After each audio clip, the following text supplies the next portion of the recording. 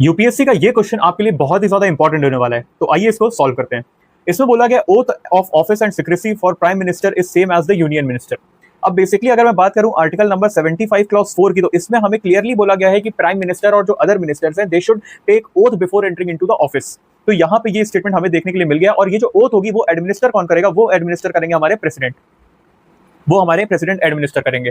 फिर अगर सेम की बात करूं तो according to schedule 3, third schedule, ये चीज बिल्कुल सेम है कि हाँ भाई इसमें हमें क्लियरली बोला गया है कि जो ओथ होगी वो सबके लिए सेम होगी। फिर आते हैं हम लोग अपने दूसरे स्टेटमेंट जिसमें सैलरी की बात की है। तो अब इसमें बोला गया है कि ये जो सैलरी है वो डिटरमाइन किया जाता है बाय द प्रेसिडेंट। तो ये बिल्कुल ही गलत स्टेटमेंट है, क्योंकि ये जो डिटरमाइन किया जाता है ये किया जाता है पार्लियामेंट द्वारा। पार्लियामेंट द्वारा इसको डिटरमाइन किया जाता है टाइम टू टाइम। और अगर बात करूं इनके कुछ एक्स्ट्रा अलाउंसेस की, तो एक समच्योरी अलाउंसेस होता है वो इनको मिलता है, जो कि इनके लाइफस्टाइल या हॉस्पिटैलिटी को देखने के लिए दिया भी जाता है। 2001 में इस अलाउंस को 21,500 से बढ़ा के 73,000 पर मंथ कर दिया गया था। इसको 73,000 पर मंथ कर दिया गया था। With this statement is wrong and this is correct.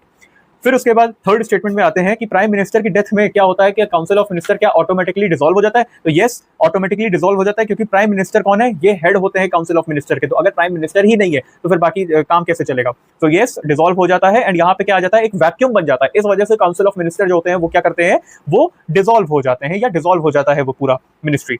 Then इसके बारे में अगर बात करूं मैं कि काउंसिल ऑफ मिनिस्टर की डेथ पे भी क्या सेम ऐसा होता है? तो नहीं, बिल्कुल नहीं, ऐसा बिल्कुल नहीं होता है, क्योंकि जब काउंसिल ऑफ मिनिस्टर्स की किसी की डेथ होती है तो काम धंधा नहीं रुकता है, और इसकी वजह से हम देख सकते हैं कि वहां पे वैकेंसी क्रिएट होती है, ना कि वैक्यूम क्रिएट होता है। वैकेंसी को फिल करें या ना करें वो प्राइम मिनिस्टर के ऊपर है कि भाई वो उनके ऊपर पूरी तरीके से, ठीक है। So with this statement is also correct, one is also correct, so we have our answer, that is answer B, only 2। Hope आपको ये समझ में आया होगा। ऐसी ही और इंटरेस्टिंग क्वेश्चंस के लिए हमारे चैनल को सब्सक्राइब करें।